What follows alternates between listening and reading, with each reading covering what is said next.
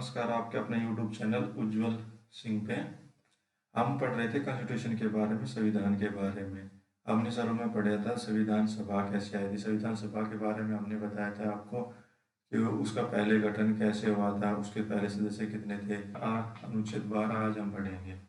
इसमें क्या कहा गया है, देखो जहाँ हम आ गए थे नागरिकता तक, अब नागरिक भी हो गए, जो भी है सिटीजन भी हो गए। सिटीजन को होने के बाद, अभी घर बनने के बाद उस घर में क्या क्या काम कर सकते हैं, उसको एक अधिकार देना। तो अभी इसमें क्या आएगा, ये राइट्स के बारे में बताएगा। 12 से 35 के 12 से 35 के बीच में आते हैं हमने फंडामेंटल राइट, जिसको मूल अधिकार बोलते हैं। और इसी को हम क्या बोलते हैं, भारत का मैग्ना कार्टा। इसी को भारत का मैग्ना कार्टा भी बोलते हैं, क्योंकि यही हमारे, अगर संविधान के, अगर आपसे पूछे संविधान का कौन सा भाग निकाल दिया जाए जो जिससे संविधान समाप्त हो जाएगा, तो हम कहेंगे अनुच्छेद 12 से 35 तक जो मूल अधिकार फंडामेंटल राइट है, अगर वो निकाल दिया जाए तो संविधान का मूल भावार्थ ही खत्म हो जाएगा। क्योंकि संविधान बनाया इसलिए गया था कि ताकि जो हमें आज़ादी मिली है उसको बरकरार रखा जाए, जिसके उनको एक, जो नागरिक जो 200 साल तक ब्रिटिश के दबाव में या ब्रिटिश के जो उनका शोषण किया गया था, एक्सप्लॉयटेशन जो उनका हुआ था, उसको दूर किया जाए। और उसको कैसे देगा, जब उनका अधिकार देंगे या उनको विशेष छूट देगी। तो अनुच्छेद 12 कहता है। अनुच्छेद 12 में क्या कहता है, जो हमने राज्य बनाए, राज्य मतलब स्टेट। स्टेट शब्द के यह कंट्री के परिप्रेक्ष्य में यूज हो रहा है, आप ये याद रखना है। यहाँ पे मैंने आपको शुरू में बताया था। तो जो भी हमने स्टेट बनाया है उसके बारे में, कि स्टेट में क्या क्या होंगी, उसके बारे में इसमें बताया गया है कि जो राज्य है, राज्य में क्या क्या होंगे। जो लेजिस्लेचर है या गवर्नमेंट अथॉरिटीज़ हैं, उसके बारे में बताया गया कि क्या क्या उसमें राज्य के अंदर आती हैं। तो राज्य के अंदर क्या क्या आती हैं वो मैं आपको अभी बताता हूँ। सबसे पहले मैं आपको एक एग्जांपल के तौर पे बता देता हूँ। ये एक हाउस है, ठीक है, या आप अपना गांव मान के चलो अभी, क्योंकि बढ़ चुका है तो हाउस के एक गांव है ये, ठीक है, एक विलेज है।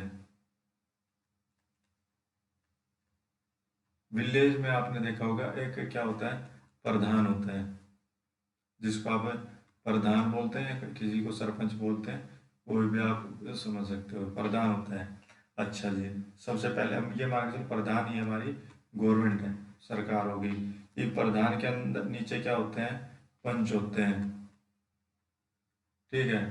पंच के बाद क्या होते हैं, जो हमारे जो ब्लॉक समिति के जो चुनाव होते हैं, उसके वो होते हैं ब्लॉक समिति वाले। उसके बाद क्या होते हैं, जो गांव में नंबरदार भी होते हैं। आपने देखा होगा जो ये नंबरदार होते हैं जो पुश्तैनी होते हैं, पीढ़ी दर पीढ़ी। ये गांव का जो भी प्रशासन होता है उसको चलाने में भूमिका निभाते हैं। ये तो हो गई कि गांव की भूमिका। और उसके बाद गांव की भूमिका में क्या होता है, जैसे कि सरपंच के द्वारा कुछ बना दिया, जैसे या धर्मशाला, जैसे आपने बताया सार्वजनिक स्थल हो गया, तो उसको भी एक गांव के उसमें हो गया। उसके बाद जो भी प्रधान है, प्रधान किसी के गांव में प्रतिदिन जिसको सैलरी के दे करके या कुछ भी तनख्वाह दे करके उसको किसी को गांव की चौकीदारी, किसी की सेवा करने के लिए लगा दिया जाए, तो वो सर्विस अगर उसको लगा देता है तो वो उसके अंडर है, तो वो भी एक सरकार का एक अंग हो गया। तो इसी को अभी सोचते हुए, ध्यान में देखते हुए, हमें एक स्टेट के बारे में जानना होगा।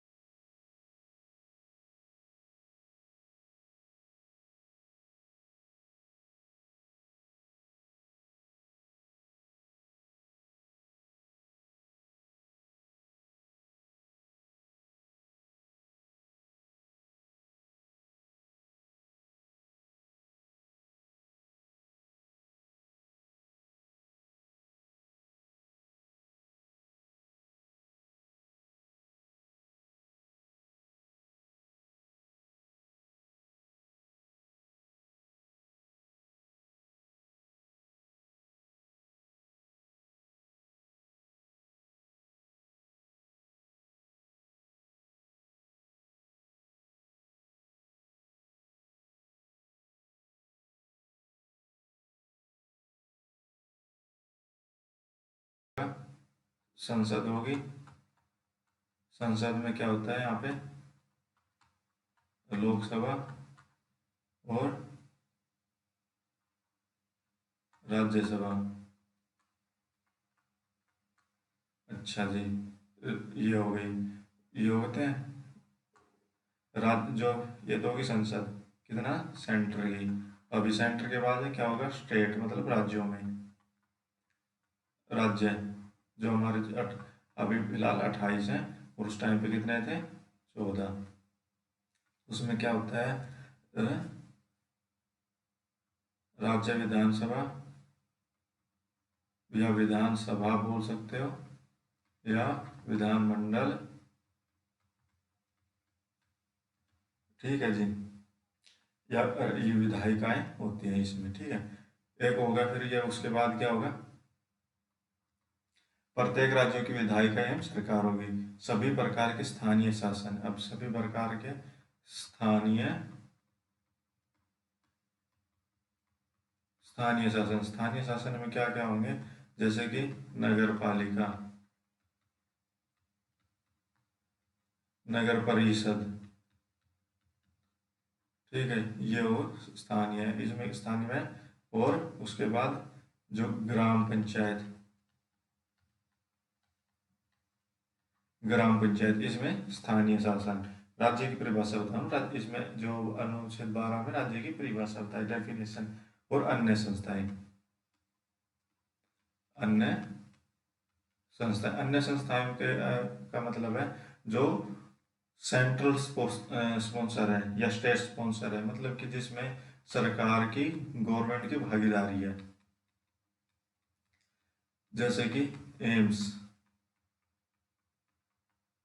All India institute medical science, AIIMS हो गया, या जो ओ, ओ, जो ऑयल वाली कंपनी है, OIC हो गए, इसरो हो गए, DRDO हो गए, और अभी जो निजी निजी क्षेत्र में भी भागीदारी होती है, जैसे मारुति में सरकार की भागीदारी है, LIC, LIC में हो गए, बैंकिंग में हो गए, जो जिसमें सरकार की भागीदारी होती है।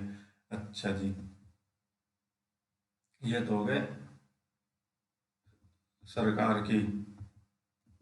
और अभी आपने ये पढ़ना पड़ेगा कि 1947 से 1991 के बीच में क्या हुआ।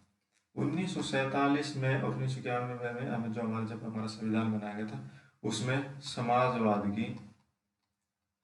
समाजवादी भूमिका ज़्यादा थी, मतलब कि जो भी भारी भारी उद्योग थे, जैसे बैंकिंग, रेलवे, या कल कारखाने, उसमें सरकार की ज़्यादा भागीदारी थी, उसको समाजवाद, मतलब कम, ज़्यादा सरकार के द्वारा स्पॉन्सर्ड की गई थी, वो समाजवादी था।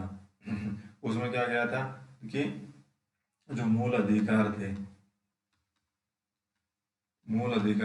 वो ज़्यादा थे उसमें लोगों को, क्योंकि जो सरकार, आपने पता है कि जब सरकारी नौकरी लग जाती है किसी की, तो उसको ज़्यादा छूट मिलने लग जाती है, वो एक 60 साल तक उसको एक सिक्योर जॉब हो जाती है। उसके बाद इसमें क्या किया गया, हमारे के बाद 1991 के बाद, आपने पता होगा, इसमें ग्लोबलाइजेशन, प्राइवेटाइजेशन और लिबरलाइजेशन, वैश्वीकरण, प्राइवेट निजीकरण और उदारीकरण, ठीक है, ये इसमें लेके आ गया, LPG लेके आई गई है। इसमें क्या किया गया, जो भी बाहरी उद्योग थे, जैसे कि शिक्षा, शिक्षा हो गई, स्वास्थ्य हो गई, शिक्षा, स्वास्थ्य, परिवहन हो गया, बैंकिंग हो गई, इनको क्या किया गया, प्राइवेटाइजेशन किया गया, इनमें प्राइवेट की भागीदारी की गई। अब प्राइवेट की भागीदारी की गई, तो प्राइवेट का आपको एक समझना होगा, प्राइवेट का क्या होता है कि उनको ज़्यादा से ज़्यादा प्रॉफिट चाहिए, प्रॉफिट कमाने के लिए वो मजदूरों से अच्छा काम कराएंगे, उसकी जो क्वालिटी होगी वो एक अच्छी होगी, तो क्वालिटी प्राप्त करने के लिए उनको स्किल चाहिए, स्किल जॉब, और तो शिक्षा का चाहिए उन्होंने। स्किल जो देंगे तो एक स्वास्थ्य के भी उनके, अगर आपको एक अच्छी जानकारी होगी अपने स्वास्थ्य के बारे में तो आप अपना आपका स्वास्थ्य अच्छा रहेगा। और स्वास्थ्य के बारे में आने जाने के लिए उनको एक परिवहन चाहिए। अब परिवहन के बाद उसको जो सैलरी देंगे तो बैंकिंग भी चाहिए। तो आप इसको ऐसे समझ सकते हो। और इन्हीं क्षेत्रों में फिर निजीकरण लाया गया। निजीकरण लाने के बाद इसमें क्या हुआ कि जो फंडामेंटल राइट है उनका कम हो गया यहाँ पर। ठीक है, जैसे कि अभी क्या है कि आरक्षण है। आरक्षण क्या है कि वो हम सिर्फ गवर्नमेंट जॉब में दे सकते हैं या जिस पे सरकार का अधिकार है वहाँ पे। अब प्राइवेट पे आप जोर जबरदस्ती नहीं कर सकते कि हमें उसमें भी आरक्षण देना चाहिए इन लोगों को। तो प्राइवेट कंपनियां किसी को भी आरक्षण नहीं दे सकती, या जो गरीब तबके लोग हैं उनमें आरक्षण। एक केस आया रूपा अशोक पुरी बनाम अशोक हुर्रा मामला है। इसमें क्या हुआ, सुप्रीम कोर्ट ने जजमेंट दिया है। इसमें ये कहा गया कि जो संविधान के द्वारा या संशोधन के द्वारा मूल अधिकारों का क्या हनन किया जा सकता है, या जो मूल अधिकार हैं उनको कमजोर किया जा सकता है। तो उसमें न्यायपालिका ने कहा, जो सुप्रीम कोर्ट ने कहा कि मूल अधिकारों का उल्लंघन नहीं किया जा सकता विधि के अनुसार। अगर कोई विधि बनाई गई है और मूल अधिकारों का उससे उल्लंघन हो रहा है तो सुप्रीम कोर्ट को यह अधिकार है कि वो उस नियम को, उस अधिनियम को, उस एक्ट को वो ऐसे अवैधानिक घोषित करके उसको रद्द कर सकती है सुप्रीम कोर्ट को। ठीक है, और आपको जानना होगा कि सुप्रीम कोर्ट ही कॉन्स्टिट्यूशन की व्याख्या करता है, डिस्क्राइब करता है कॉन्स्टिट्यूशन। कौन? Supreme court.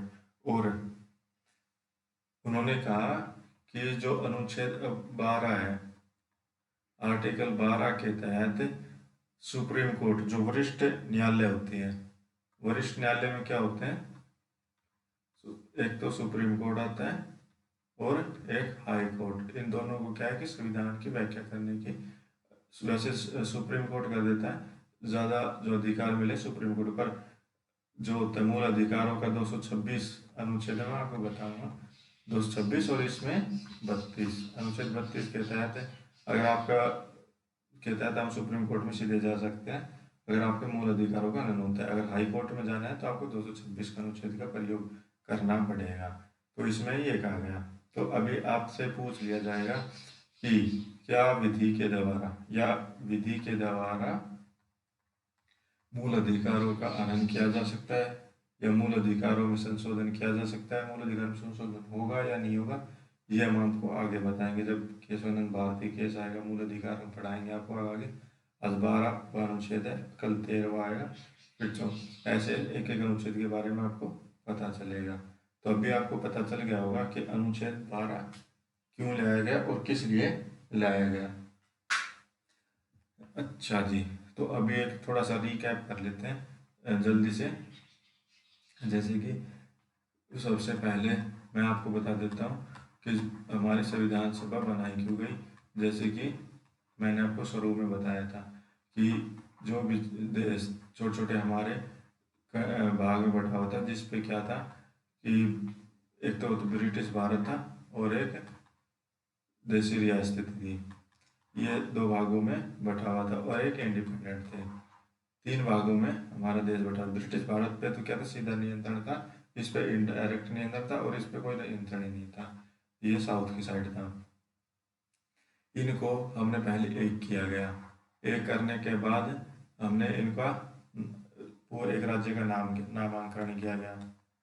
नामांकन किसके अनुच्छेद किया गया? अनुच्छेद 1 के द्वारा। नामांकन करने के बाद इनको अनुच्छेद 2 के तहत राज्यों का नामांकन किया गया और राज्यों का स्टेट का नामांकन किया गया और उसके बाद उनको एक अलग राज्य बनाने की अनुमति दी गई। ये अनुच्छेद 2 अनुच्छेद 3 के तहत क्या किया गया, नामांकन करने के बाद उनका विलय किया गया, विलय किया गया एक राज्य दूसरे राज्य में, तीसरे राज्य में, ऐसे। उसके बाद अनुच्छेद 4 के द्वारा कानून व्यवस्था, और अनुच्छेद 5 के तहत नागरिकता, 5 से 11 के बीच में हमने नागरिकता, और 12 में राज्य की परिभाषा। और राज्य की परिभाषा क्या क्या है, जो राज्य को चलाने में सहभागी है, चाहे वो कार्यपालिका हो या न्यायपालिका हो या विधायिका हो, ये सभी क्या होंगे, राज्य की परिभाषा में है। चाहे वो गैर सरकारी संस्थान हो, तो ये सभी जिस राज्य की परिभाषा जिसमें सरकार की भागीदारी, मतलब कम से कम 50% उसमें भागीदारी होनी चाहिए, या सेंट्रल स्पॉन्सर होनी चाहिए वो। तो ये राज्य की परिभाषा है। कैसा लगा मेरा ये आपको पढ़ाने का तरीका? अगर आपको अच्छा लगा तो हमारे YouTube चैनल को सब्सक्राइब करिए, वीडियो को लाइक करें, और आपका कोई क्वेश्चन है तो आपको कमेंट बॉक्स में टाइप कर सकते हैं।